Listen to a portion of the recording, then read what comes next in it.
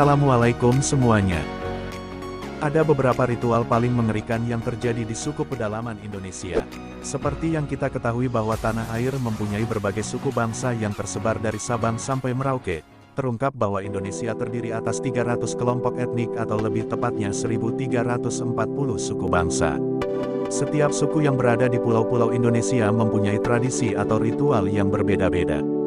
Bahkan, beberapa ritual yang dilaksanakan di suku-suku tersebut ada yang sangat mengerikan untuk kita yang hidup di dunia modern. Akan tetapi, untuk mereka itu adalah sesuatu yang sudah biasa dilakukan. Peradaban modern yang sudah semakin maju. Berikut 6 ritual suku paling mengerikan di Indonesia. Sebelum melanjutkan videonya, jangan lupa subscribe dan nyalakan loncengnya, biar channel ini berkembang dan selalu semangat untuk membuat video informasi. Tradisi memotong jari dari suku Dani Papua. Suku Dani adalah salah satu suku di bagian timur Indonesia yang mempunyai tradisi cukup mengerikan. Jika ada anggota keluarga yang meninggal dunia, suku ini akan memotong jari mereka sebagai bentuk rasa duka dan sebagai upaya untuk mencegah malapetaka tidak terjadi kembali dalam keluarga yang berduka. Menurut kepercayaan suku Dani, jari mempunyai arti yang cukup merinding. Mereka menganggap bahwa jari tangan adalah simbol dari kerukunan, ketekunan, dan kesatuan manusia dalam bekerja.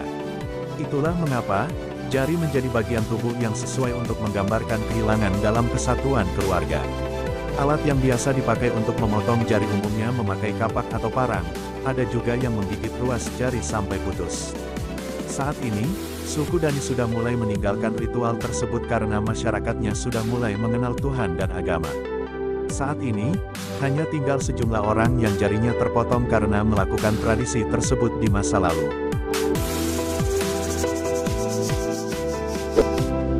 Tradisi mayat berjalan di Tanah Toraja.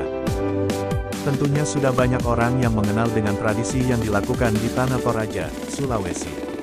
Tradisi manene ini melibatkan mayat manusia. Awalnya mayat tersebut telah dikuburkan dan pada acara tersebut mayat akan digali kembali kemudian angkat, didoakan, dibersihkan, dipakaikan baju, kemudian diarak keliling kampung.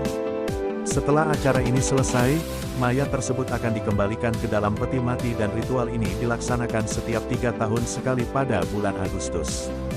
Bahkan, tradisi yang satu ini kabarnya sang mayat dapat berdiri tegak sampai bisa berjalan sendiri. Ritual suku Naulu, Maluku. Ritual paling mengerikan berikutnya berasal dari suku Naulu, Maluku yang mempersembahkan kepala manusia karena diyakini bisa menjaga rumah adat milik mereka. Lebih mengerikan lagi, tradisi awal ini memiliki tujuan untuk mempersembahkan kepala manusia sebagai mas kawin saat seorang pria ingin meminang seorang istri. Selain itu, ritual memenggal kepala ini merupakan tanda seorang pria telah dewasa. Ketika pria sudah dewasa, dia diwajibkan untuk mengenakan ikat kepala merah. Namun, untuk memperoleh ikat kepala tersebut tidak dapat dibeli di toko, mereka perlu terlebih dahulu memenggal kepala seseorang. Lantaran bertentangan dengan hukum Indonesia, ritual ini akhirnya dihentikan. Kanibalisme, Papua Nugini. Terdapat sebuah suku tertentu yang sering melakukan perbuatan mengerikan tersebut di hutan pedalaman.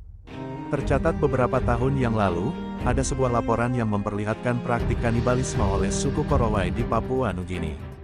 Ritual mengerikan tersebut hanya dilakukan kepada orang yang sudah melanggar adat dan hukum. Suku Korowai juga ditemukan keberadaannya sekitar 30 tahun lalu di pedalaman hutan Papua, Indonesia. Mereka terbiasa hidup di rumah-rumah pohon atau biasa disebut rumah tinggi.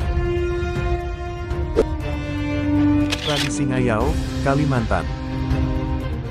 Ritual yang tidak kalah mengerikan juga bisa ditemui di Pulau Kalimantan, yaitu Kayau atau Ngayau. Ngayau sendiri merupakan ritual pemenggalan kepala pihak musuh yang juga dianggap sebagai salah satu bagian dari upacara inisiasi untuk meningkatkan status seseorang. Menurut bahasa Dayak, Kayau adalah seorang musuh. Sehingga Ngayau artinya adalah memburu kepala musuh. Kepala-kepala tersebut umumnya akan dikeringkan atau bisa juga diawetkan untuk menjaga mereka dari mara bahaya. Perang Pandan, Bali. Tradisi yang satu ini memakai seikat daun pandan. Meski terdengar tidak mengerikan, tapi ternyata daun pandan ini diberikan duri yang dapat melukai lawan mainnya. Dalam tradisi tersebut, masing-masing peserta harus saling menyerang dan memukul punggung lawan dengan memakai daun pandan berduri. Ritual ini adalah bentuk penghormatan kepada Dewa Indra atau yang disebut sebagai Dewa Perang. Itulah ritual suku paling mengerikan di Indonesia. Cukup itu saja di video kali ini, semoga video di atas bermanfaat untuk kita semua. Mohon maaf apabila ada salah kata, kasih kritikan di kolom komentar. Jangan lupa subscribe dan nyalakan loncengnya, supaya channel ini berkembang dan selalu semangat untuk membuat video informasi. Terima kasih dan sampai jumpa di video berikutnya.